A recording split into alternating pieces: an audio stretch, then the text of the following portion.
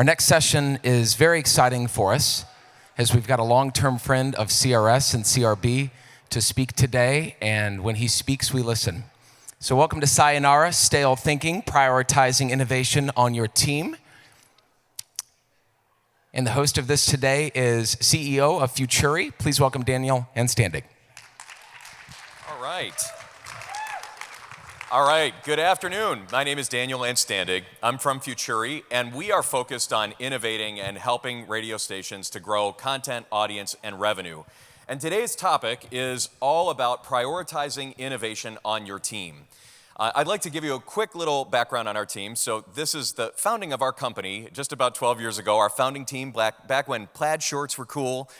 We started a tech startup based in Cleveland, and over the years, now today, with over 100 people in our company, half with backgrounds in engineering and data science, and half with backgrounds in broadcast programming and business, we've learned a lot about innovation, and we've learned a lot the hard way. And so today, I'd like to share some ideas with you on how you can learn from our successes and mistakes along the way, and help you to create a culture of innovation. Because truly, it's never been more difficult we've never been in a more difficult environment, and it's never been more necessary for us to innovate as not only a country radio community, but as an entire broadcast radio industry. It's just more and more important today that we have idea sharing and that we have the opportunity to come together like this and really think about how we can not just incrementally make our stations better, but really change the game for the long term for country radio. So I want to share a little bit of data that we did, we did some research last year, and I want to share a little bit of data from that research. Last year, we did a major study with Smith Geiger that was called the Future of Audience and Revenue Study. And we surveyed over 2,000 consumers. We met with over 100 radio and TV users in focus groups, and we did a nationwide study of TV, radio, and digital publishing executives. And we asked all kinds of questions, and if you would like to access any of this research, we'll make it available to you at futurimedia.com/CRS2022. You're welcome to download all of the studies. We've never done more research in our 12 years than we've done over the last 2, because we know that the environment is changing so fast. These are some of the things that we saw in this media executive study around the challenges that we face as an industry. And I think as we start to talk about innovation, these are some of the areas that we need to be innovating around. So when we asked about your most important challenges that you believe are facing the industry today, these were the top answers that you gave us. You said that the number one challenge was attracting and retaining talented staff. The second biggest was attracting and retaining younger audiences, responding to new and disruptive competitors, and innovating on the next digital platform. And the top bar is how important you feel this challenge is, and the bottom bar is how capable we feel as an industry about how capable we are about addressing these challenges. So as you can see, we have some mountains to face and mountains to climb here. But we're not alone. There are a lot of companies in just about every industry that invest in digital transformation. Everybody is doing it, and not everybody is doing it well. 70% of companies have a digital transformation strategy in place today, or they're working on one. And there's billions of dollars deployed every year for digital transformation initiatives. But only 3 out of 10 would say that they actually succeed. 7 out of 10 fail. Why do they fail? It's not because people are unwilling to invest a lot in digital media or because we're not trying really hard. At the end of the day, we think that what the research shows is that technology investments ultimately fail without a culture change to support the new way of thinking that we have to adopt as an industry. So investing in technology without actually focusing on culture change is a recipe for failure. And we'll talk about what that really looks like and why. At Futuri, we invest a lot in actually meeting with our clients, our partners at radio, and learning about the culture change that you're going through and what you're really facing day to day. And that's super, super informative around the types of technologies that we develop. And I know that as we kind of open the universe back up here and the country back up, you'll have more opportunities to hear those types of feedback points from your audience as well. And we're going to talk a little bit about that today. So first, as we think about how to create a more innovative culture, let's just for a moment define what we mean by innovation. At Futuri, we have a very specific definition for innovation, and that is executing an idea which addresses a specific challenge and achieves value for both the company and the customer. I know this feels a little textbooky, but I want to break this down for you because we refer back to this a lot in our team meetings.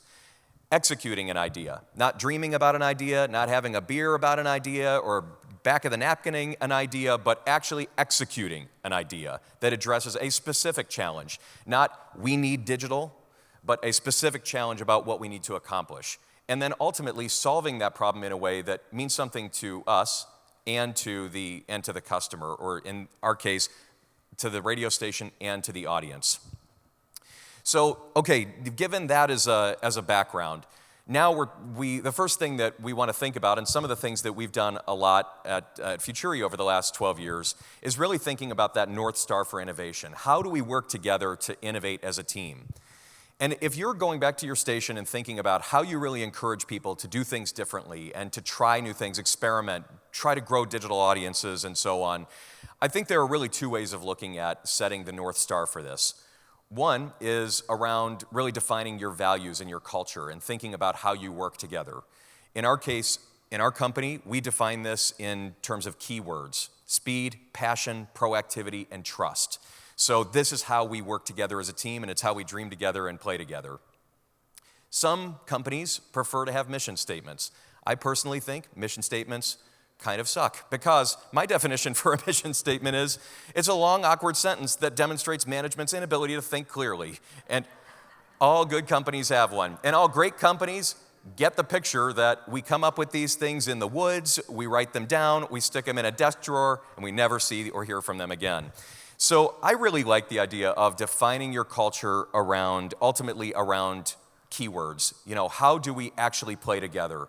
And this, if you can do this in a few words, ultimately, that creates the whole vibe for the team and creates an agreement about how we work and play together.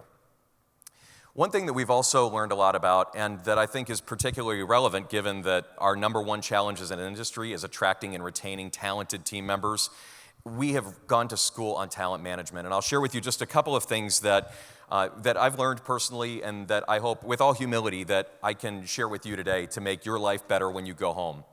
We believe that every person is the makeup of three things: talent, experience, and skill. Talent, you're born with. Experience is something that shapes you. Skill is something you can learn. But that talent, skill, and experience cocktail is different for every person. If you're thinking about innovating, we've used a lot of Gallup Strengths Finders. We've also worked with a company called Talent Plus in Nebraska that does profiling of high talent individuals. So when we look at Strengths Finders as an example, which you can take online if you just Google Gallup Strengths Finders, it's $49 to learn about your strengths. These are the types of strengths that we look for in people who are going to be important innovators. Not everybody on your team is going to just be so straightforward about innovating. I mean, there are certain people who are really good at keeping the wheels on the bus and just continuing to keep your operation alive. And then there are certain people who incrementally make it better, and then there are certain people who dream and come up with new, unbelievably creative ways to change the game. And those are the types of traits that we look for the most. So a few things that we've learned: talent develops only in response to another human being. You know, there's a saying that God lives in our relationships. Well, talent develops in our relationships. And there's also the saying, iron sharpens iron, a bit scriptural today, but you know, the way that we think about talent and developing talent, when you work with somebody else, when you collaborate with somebody else, you get better. And that's what brings great talent and innovative ideas to life. So you need to develop the talent and manage the weaknesses. Go in eyes wide open about how there are certain things that not everybody is good at, and arrange things so that people can do a lot of what they do really well. So we're defining innovation. We're setting a North Star for innovation in the way that we play together. Next, let's talk about how to visualize who we're innovating for. So how many of you have been through this exercise where you have created a profile of your target listener? You know, Becky or Lisa has a profile up in the studio, this type of thing. Handful of folks for sure. I think many of us have been through this exercise. It's not hard for us to envision who our audience is, but have we actually paused to think about how their life is different now since COVID? This is a picture of what we've seen in one slide. This is what we've seen through a number of different research studies about the country radio audience. In one day, they come to you through many different platforms. 6 a.m., the first thing they see are their socials. So are you on Facebook? Do you have a meaningful presence on Instagram? Next, they're on their Amazon Alexa or their Google Home smart speakers while they're getting ready in the morning. Number one place for a smart speaker in the house, by the way, the bathroom. People use it when they're getting ready in the morning. Second most popular is the kitchen. 8 a.m., they're in the car, but even if it's an older car, they're plugging in their phone. Connected dashboards are already happening regardless of the age of the car. Between 9 and 5, people are doing a lot on every other platform. They're on YouTube. Are you on YouTube? That's something to think about. And then between 5 and 10, they're back in front of the computer or screen with video, Spotify, Instagram. Now, this has really changed a lot during COVID for country radio audiences. We know that there's been this research over the last few years that has shown that country kind of under-indexes in terms of tech savviness. That is so not true now. Country radio audiences are on the tech bandwagon. They love their video. They want more content. Big town, small town. It's just a normal way of living now. So once we know who we're solving for and what their life is like, I'll share with you a little bit about how we start thinking about how to innovate and how to create a solution for their problems, a way to get our station in front of them more often. We call this JTBD, okay? This is called Jobs to Be Done. The concept behind Jobs to Be Done was created by a Harvard professor and researcher named Clayton Christensen. And if you're not familiar with his work, highly recommend it. Tremendous body of work from Clayton Christensen, all about innovation and how to learn from your audience and then create new products for them. The whole concept of Jobs to Be Done is that people don't just buy products, they hire a product to do a job for them. A little kind of odd way to say that, but people don't buy a product, they don't just turn on your station, they're actually hiring your station or hiring your artist to do a job for them. As an example, this is a skateboard. Yes, it has all kinds of features, bearings and hollow trucks and so on and so forth. But actually, the consumer who buys this is not just buying it for the feature set. This person is hiring the skateboard to do a job for them. Help me make friends. Help me fill my time after school and on the weekends. Help me to avoid being bored. This is kind of a different way of thinking because if you think about this, this person could do a lot of things they could hire all kinds of products to solve these problems. They could go join a social club. They could become part of a gaming community. There are a lot of things that fit the job to be done of help me to make friends, help me to fill my time after school, help me to avoid being bored. So the question becomes, what is the job to be done for your audience? What are they actually hiring your station to do for them? As you think about how to kind of get your arms around this idea of jobs to be done, the sentence, you would always start the sentence from the customer's or the listener's perspective in this way. Help me avoid, or I need to. So help me to lower my stress level on the way to work. Help me to avoid being stressed. Help me to laugh on the way to work today. Help me to have a moment with my kids in the car. I need to connect with my kids better, and your station is how I'm going to do it. And there are a lot of different methodologies and ways that you can do this. Snickers totally does this. If you're not going anywhere for a while, I mean, they put it in their packaging that you are going to hire the Snickers bar to help avoid being hungry and moody while you're waiting, which does work. Chickfila does this. Chickfila has a really interesting case study where they, with their milkshakes, for years have tried to boost milkshake sales. And they asked customers, what do you want? What can we do to sell more milkshakes? And people gave them all kinds of feedback, and it was kind of like what you would hear in focus groups for radio, like all kinds of feedback. They implemented it all, and sales didn't go up. So they tried the jobs to be done approach. They hired researchers to go stand in line and ask a lot of questions and observe people. They thought about things like, what time did we buy milkshakes? Were people alone? Did they buy other food? Did they eat it in the restaurant, or did they drive off? And here's what they found. Half of the milkshakes sold before 8 a.m. The other half sold between 3:30 and 4:30 p.m. They were always alone. They only purchased the milkshake and nothing else. And then they drove off with the milkshake. So what does that ultimately mean? So they stood in line again and asked more questions like, why are you buying this milkshake, and what other things did you consider instead of the milkshake? People said things like, I considered a banana, but not as cool, and I'm going to be hungry in an hour. Considered a donut, but that's pretty messy in the car. I'm going to be hungry really soon.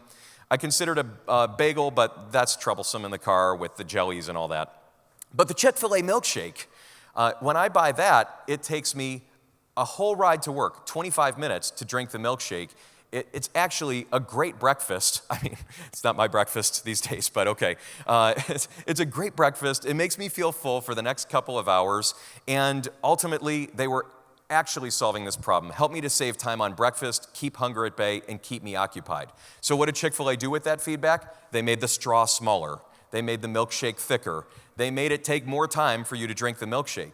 They also found out that the people buying it at 3:30 in the afternoon were really buying it because they were hiring the milkshake to have a moment with their kids, to go sit down with their kids face to face for 30 minutes and make the kids busy, make the kids sit there. So you can see how by really getting into what is motivating the customer, you start to think differently about the product. So what are our jobs to be done at country radio? These may be some of them, like help me to discover new country music that I'll love, or feel connected to my community, know where to go in my community. Really, you're the only one who can answer these questions by talking to your audience, because it may be different from one place to the next. So once you know the job to be done, why your customer, why your listener is trying to ultimately buy your product, what are they hiring you to do, then we get into brainstorming possibilities. Now, brainstorming at our company used to be just one of those things that we would love to do every day. And I've seen as we've grown, we don't get an opportunity to do it as much as we once did. But man, is it energizing when we're all in the same room and we're all coming up with new possibilities. Just to kind of give you a refresher, if you're not familiar with the brainstorming rules and the best way to facilitate a great brainstorming session, I'll share with you some of the things that we've learned. And these are good, tried and true brainstorming rules to bring back as you do brainstorms with your team. First, everyone in the room is an equal. You never criticize any ideas. It's a judgment-free space. No stupid ideas, only stupid people. We encourage a wide variety of ideas. We build on each other's. Everyone participates, and we're never afraid to share an unrealistic or unconventional idea. We are wacky and wild, and we try to add as many ideas as possible. One of the big things that happens as our lives get busier and busier and as there are fewer and fewer people in our organization is that we just say we don't have time to come up with ideas. We don't have time to think about new possibilities. But that's an illusion. It takes no time to do this well. Let's try this, okay? Humor me for a moment. I'm going to set the clock to 20 seconds here. If you would turn to your neighbor and brainstorm as many names for a dog as you can. Keep count. Turn to your neighbor, 20 seconds, names for a dog, go.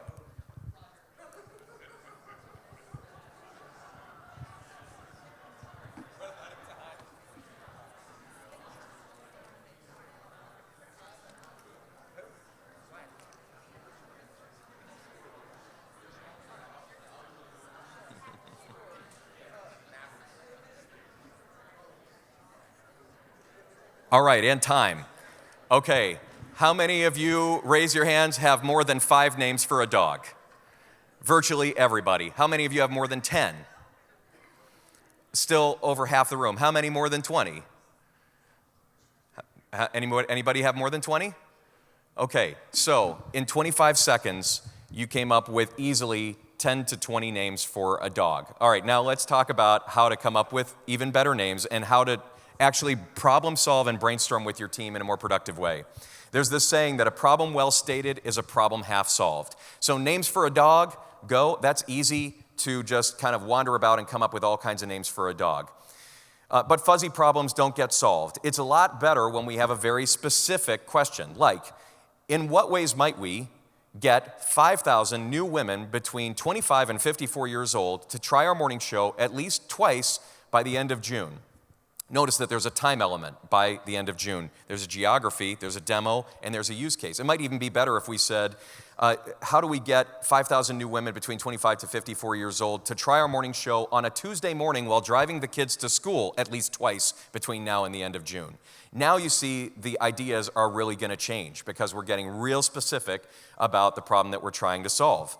So if we were to try this exercise again and we used this question, what names might we give to a small female dog that will be given to a 9-year-old girl as a Christmas present this year? It would change the ideas, right, that you come up with and make them even better and more fitting to the audience. So the more you have a clear idea of the job to be done, as in why is the audience hiring you to solve a problem, the more that you can use very clear questions to problem solve and brainstorm with your team. So then we get into experimentation. We come up with ideas and we start experimenting. And ultimately, at Futuri, we talk a lot about trying things, and we say we want to fail fast. We want to try a lot of things and we want to fail fast. We don't want to be afraid of failure, because being afraid of failure ultimately means that we never actually put ourselves outside of our comfort zone and try new ideas. How do you... I'll give you just a sense of one area that you might go to. I'll show you some of our research as you think about a specific problem that you might want to go home and think about solving with your team. So this is from a focus group that we did with radio and TV viewers, and this is specifically with radio during our Futuri Smith-Geiger study. How do you feel when you're listening to the radio? How do you feel? Out of control. Out of control! Oh my God, out of Annoyed. control. You're annoyed. Yeah, I feel like there's a lot of ads all the time. I think it's great to have the more control. You listen to podcasts to stay in the know and learn about things? Mm-hmm. Yeah. What else? What are other reasons that you guys would choose? Control, basically. Control? I'm in control of what I want to listen to, when I want to listen to it, and, you know, it's just all about that for me, you know. Whereas if you listen to the radio, the DJ has control, So a lot of talk about how people feel out of control when they're listening to the station. So as an example here, in what ways might we give listeners a sense of control while listening to our morning show? Or to reflect back on our previous question, in what ways might we reach 5,000 more people with our morning show content if they can't listen live in the morning? These are some of the types of questions that we actually ask as a team, as an engineering team, and as a broadcast team at Futuri to try to solve these problems. And I'll give you an example of how we would look at solving this. We actually saw this need several years ago.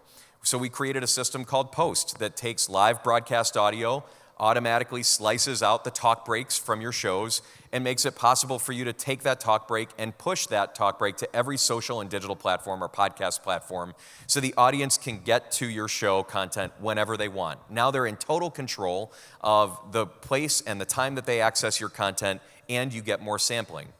So this is a technology solution that addresses that, but there may be a lot of other ways that you can address that same job to be done. If they want to feel like they're in control or they feel out of control listening to you, what else could you do? Could you create instant polling that changes the topic that you're doing on the air?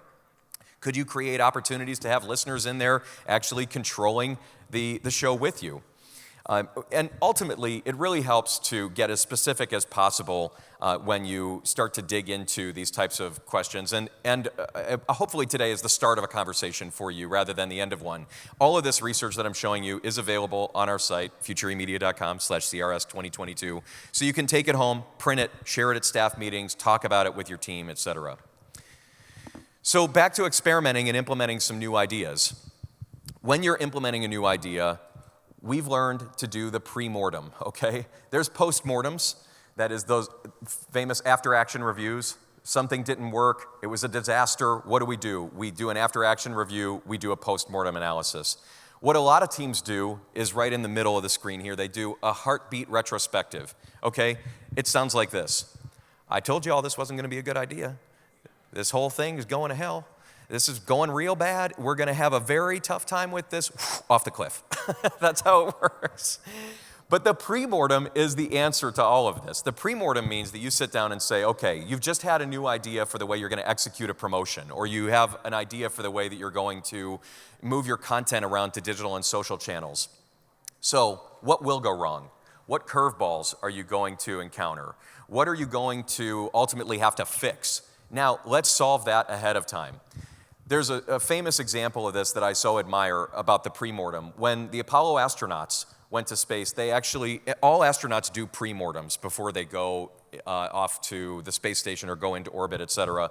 They do a premortem about every possible thing that can go wrong. And one of the unconventional things that the Apollo astronauts thought about was, what if we don't make it back? We don't have life insurance. We can't get life insurance as astronauts, so what are we gonna do?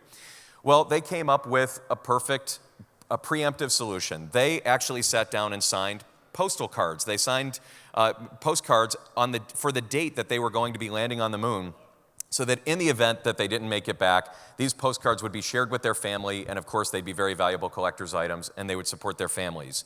This is an example of the type of kind of creative idea that you can get to with a great premortem if you're really focused on solving a problem before it goes wrong. All right, so we've talked about defining innovation, getting that North Star, visualizing who you're innovating for, great ways to brainstorm new possibilities and experiment. Finally, in terms of leadership, it's so important to model the behavior and actually reinforce and recognize it when you see it. And today, we have less and less time with the people that we work with than ever because we're all wearing a lot of hats and we're running around doing a lot of things to kind of keep our broadcast operations running and keep the wheels on the bus. But modeling that behavior and then reinforcing it, doing those shout outs and high fives in the hallway, that's great. But look at new unconventional ways of doing that too. I'll share with you something that we're doing at Futuri. We have a distributed team now. So we have, out of over 100 people in our company, we have engineers who are based across the country as well. Our headquarters is in Cleveland, but we don't get as much hallway time as we did before 2020. So we actually use a system that's plugged into our Slack. It's called Hey Taco, where when people have successes or when good things happen, they send a Hey Taco compliment over to a colleague. And then as you collect these, you can trade them in for parties and for merch for the team and so on and so forth. I know it's a little unconventional, but there are a lot of ways to create reinforcement and fun for your team and acknowledge people who are really working hard, high-five them in new and unconventional ways. And as there's so much today, as it's becoming such a competitive workforce and such a competitive environment to get really talented people, keeping people engaged and happy and creating relationships with your team is more important than ever. So I hope that today we've given you some ideas about how to create an innovative culture back at your station, in your company when you get home. At Futuri, we're passionate about creating new ideas for audience and revenue and ultimately working with our partners and hearing about why you hire our products to do certain jobs. And hopefully our lessons learned today have given you a little insight and some actions that you can take as soon as you get home. All of our research is online, and we're always happy to talk to you and answer any questions. In fact, we have a few of our Futuri folks, if you would wave. Jim Roberts, Scott Lindy, Zena Burns, Aaron Callahan in the back of the room. So happy to answer any questions and talk anytime. Thank you very much.